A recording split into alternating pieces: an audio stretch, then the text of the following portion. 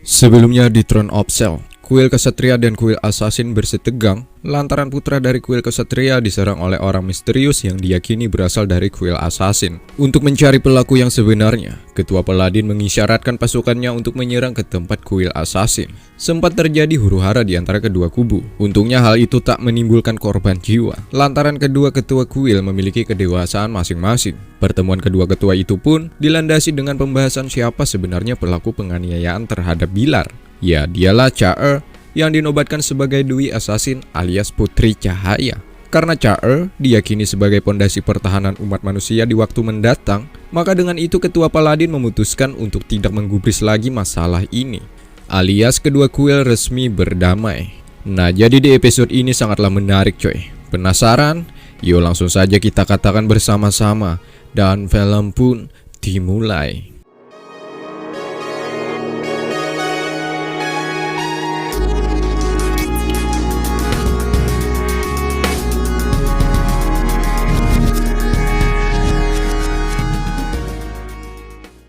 Xiayin mengabarkan kepada ketua Yangzi bahwasanya Long Hao Chen sudah diantarkan Cha-Er dengan selamat. Selain itu, Yangzi juga menanyakan kondisi terkini saudara Bilar, di mana kita tahu keadaan Bilar sangat memprihatinkan. Lukanya cukup parah akibat tusukan senjata Cha-Er menghujam hampir mengenai jantung. Meskipun begitu, peluang hidup Bilar masih terbuka lebar coy. Tapi dengan satu syarat, luka Bilar harus ditangani kepada orang yang tepat.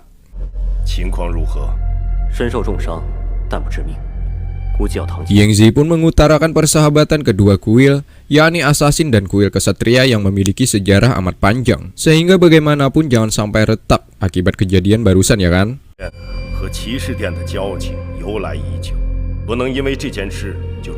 Terlebih lagi, Bilar salah satu murid bertalenta seusianya. Selain itu, Bilar juga akan menjadi harapan bagi umat manusia, maka dari itu Bilar tidak boleh mati.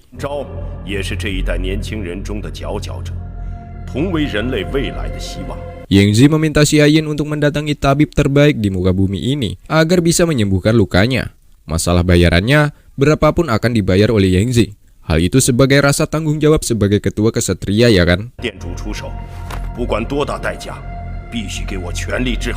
Dan satu, Yangzi ingin bertanya kepada Xiayin, yakni tentang latar belakang Long Hao Chen. Sebenarnya Xiayin tidak mengetahui secara keseluruhan. Yangzi pernah bertemu ya kan, saat Chen masih kecil. Nah, sejak kecil keberanian anak itu sudah terlihat. Meski ia tahu lawan di hadapannya bukan sembarang musuh, yakni sesosok monster yang sangat menyeramkan. Kejadian masa lalu tersebut terasa amat sangat singkat, sehingga membuat Chen sampai saat ini tidak mengenali Cha-Er bahwa ia adalah wanita kecil yang pernah diselamatkannya. Sedikit catatan, selama ada Chen di hidup Cha-Er, kegelapan yang ada di hati Cha-Er perlahan mulai sirna, sehingga Yangzi berharap kegelapan itu akan segera hilang seutuhnya di dalam diri Cha-Er. Ya, by the way, kegelapan yang ada di hati Cha-Er saat ini sedikit banyaknya akan mempengaruhi proses dalam pelatihan untuk menjadi Dewi Assassin.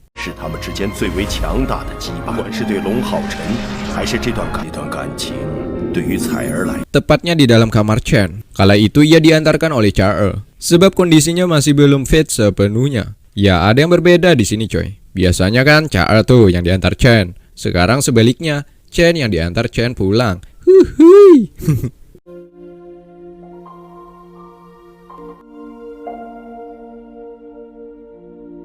Nah, ketika Cha-Er beranjak ingin pergi, dengan mata masih dalam keadaan tertutup, refleks aja tuh tangan Chen menangkap tangannya Cha-Er. Seakan-akan menandakan Chen tidak ingin ditinggalkan oleh Cha-Er seorang diri.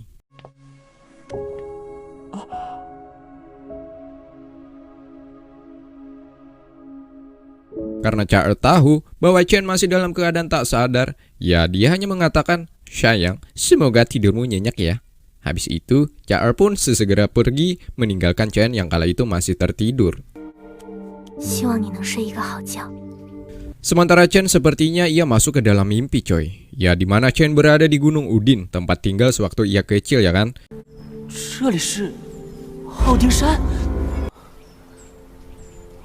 Tiba-tiba serangan datang mengarah ke arahnya. Dengan sigap ya kan, Chen menghalau serangan tersebut. Ternyata serangan itu berasal dari ayahnya Cheng Yu. Cheng Yu takjub karena putranya sudah berada di tingkat 5. Hal ini sungguh-sungguh di luar perkiraan Cheng Yu. Cheng Yu tak sabar melihat kemampuan putranya ini ya kan, sehingga ia mengajak Chen bertarung. Tujuannya untuk mengukur seberapa jauh sih kemampuan Chen selama tak bersamanya. Tanpa pikir panjang lagi, Chen langsung menyerang ayahnya.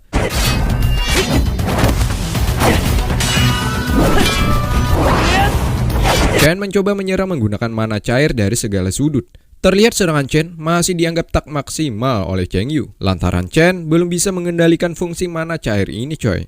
Chen menghiraukan perkataan ayahnya tersebut. Ia terus saja menyerang Cheng Yu dengan cara lebih brutal lagi.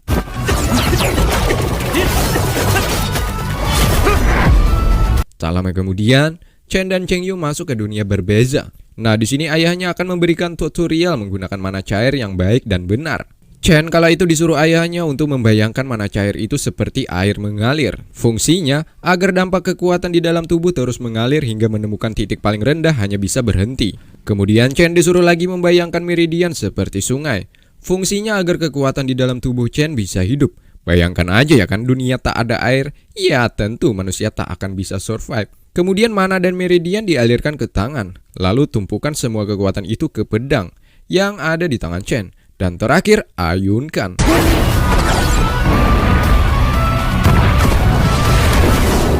Seperti itulah kekuatan yang sesungguhnya coy. Setelah melihat kemampuan Chen saat ini, setidaknya ayahnya bangga.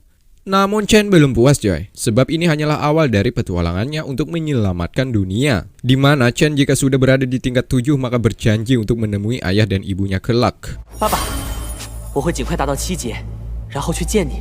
Sedikit catatan, jika kelak Chen berada di tingkat 6, maka kekuatan mana sayapnya akan membantu Chen bisa terbang. Nah, jika berada di tingkat 7, maka tubuh akan bersinar yang senantiasa menjaga keutuhan yang ada di dalamnya. Kemudian di tingkat 8, maka benda yang bernama astral spiritual akan keluar lalu bisa memusnahkan roh jahat. Dan tingkat 9, maka bisa dikatakan seperti dewa, yakni dapat mengendalikan dunia.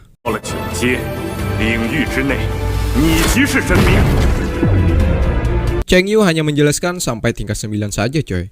Masih menjadi pertanyaan ya kan, jika berada di tingkat 10 akan mendapatkan kelebihan apa. Sementara ayahnya pergi, Chen pun juga terbangun dari tidurnya. Saat itu juga Chen melihat sebuah tulisan Mandarin yang berbunyi, Cheng Kuantai, sekelap-sekelap, tikhap lekau, silikata kita, batak, jika diterjemahkan ke dalam bahasa Indonesia maka berbunyi, pulihkan dirimu, engkau tak usah mengkhawatirkanku. Di sini aku baik-baik saja. Tulisan tersebut dari Cha-Er coy. Nantinya di babak final ujian perburuan iblis, mereka akan bertemu kembali.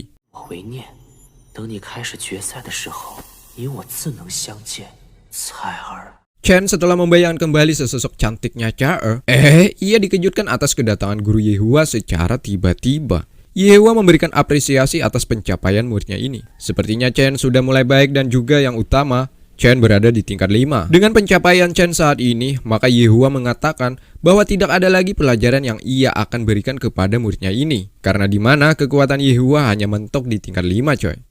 Namun Chen menganggap bahwa dirinya masih perlu arahan dari gurunya ini ya kan. Tapi malah Yehua marah. Karena apa? Ya dikarenakan Chen bertarung melawan Biller di luar ekspektasi gurunya. Di mana Chen bersikukuh mengeluarkan kemampuannya hanya demi mementingkan egonya saja. Ya hal itu membuat Yehua sangat merugikan diri sendiri ya kan. Sampai sini Chen pun meminta maaf kepada gurunya lantaran ia tak bisa mengendalikan emosinya saat melawan Biller sebelumnya.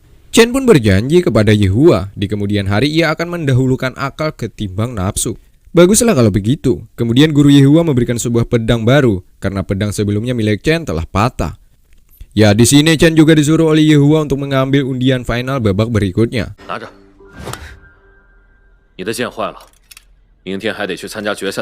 Sedikit catatan, babak final besok akan diselenggarakan coy. Mendengar itu Chen pun terkejut. Apa? Besok? Ya tanpa disadari Chen ternyata pingsan sejak 3 hari yang lalu. Namun jangan khawatir, meski Chen tak berlatih dalam 3 hari terakhir, tapi kekuatan yang sudah mencapai tingkat 5, setidaknya sih ujian besok tak ada kendala. Melainkan lawannya lah yang perlu waspada dengan keberingasan Chen saat di arena nanti.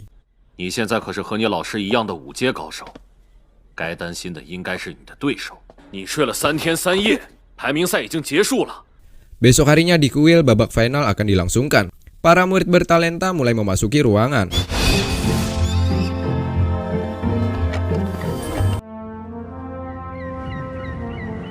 Di sini Chen bersama kakak Lusin. Lusin akhirnya juga berhasil sampai babak final coy. Sehingga ia tak sabar menantikan pertarungan terakbar para murid bertalenta dari beberapa kuil ya kan.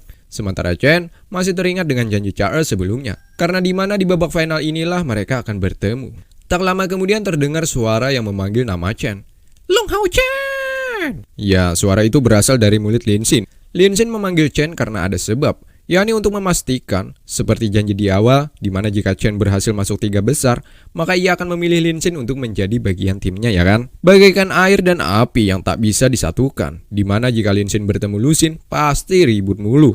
我弟弟肯定要选厉害的人。厉害的人，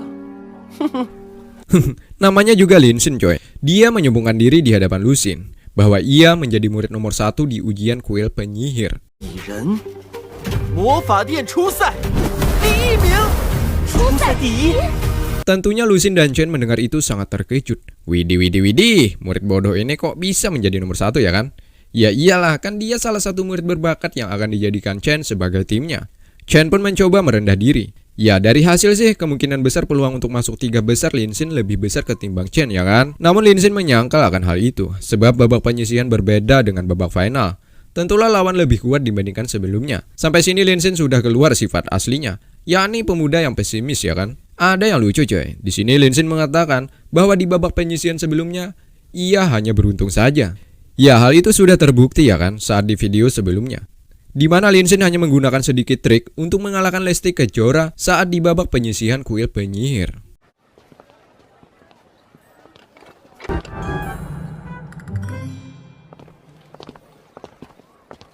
走，先去抽签。 Singkatnya mereka pun masuk untuk mengambil nomor undian. By the way, peserta yang mengikuti babak final sekitar 60 peserta coy. Ada 6 kuil ya kan? Setiap kuil mengirim 10 murid terbaik. 这就是决赛的60人了。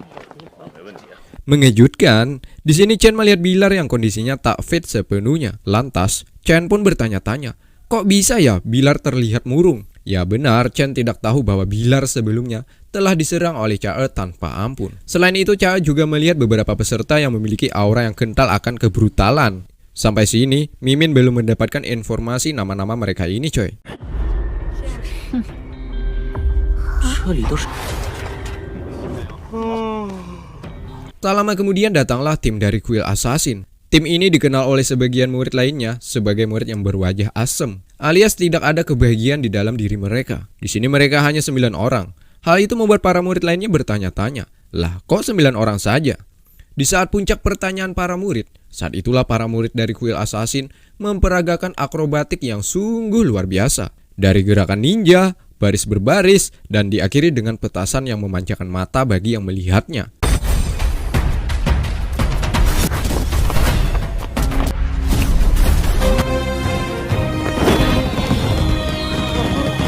Tak lama kemudian keluarlah wanita tercantik di abad ini. Dan mari kita katakan bersama-sama, ladies and gentlemen, mari kita sambut wanita cantik, berbaju biru, memakai tongkat, berkepala naga. Dan ini dia, Chae.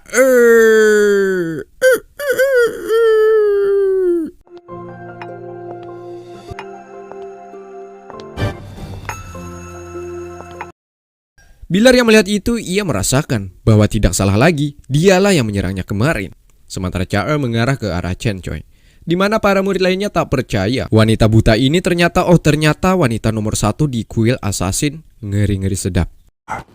是刺客1号。 这盲女是刺客1号。哇，她可真好看。 Bilar teringat lagi saat ia dalam keadaan sakit ya kan. Di mana ketua Paladin mengatakan bahwa kuil Assassin mengirim tabib untuk menyembuhkan lukanya. Ya, ketua Paladin meminta di kemudian hari agar Bilar tidak memperpanjang masalah yang menimpanya saat ini. Namun saat di final nanti Bilar jika berkesempatan bertemu kembali dengan wanita itu, maka ia bersumpah akan mengalahkan Chae. Singkatnya, Chae membuat semua para murid tak percaya. Setelah murid nomor 1 dari kuil Assassin bisa-bisanya bersentuhan tangan dengan Chen. Di mana Chae mengatakan bahwa ia datang ke sini untuk memenuhi janjinya, bertemu saat di babak final. Chen pun terkejut karena sebelumnya tidak menyangka bahwa Chae rupanya juga ikut dalam kompetisi ujian perburuan iblis. Tapi tenang, Chae tetap Chae bagi Chen ya kan. Sementara di lantai atas, para petinggi kuil menyaksikan kejadian ini. Ya, selain itu tentunya mereka juga berharap agar kuilnya yang menjadi yang terbaik di babak final ini. Ada kuil kesatria Hao Han, kuil assassin Yang Shofeng, kuil penyihir Lin Chen, kuil summoner San Soi, kuil warrior Ren Wukuang, kuil tabib Ru Hui. By the way, inilah orang-orang yang di awal film saat bertarung melawan Raja Iblis. Hanya saja Cheng Yu yang tak ada di sini ya kan. Singkatnya mereka pun langsung ke puncak acara, yakni memberikan nomor undian terhadap semua murid. Dan film pun bersambung.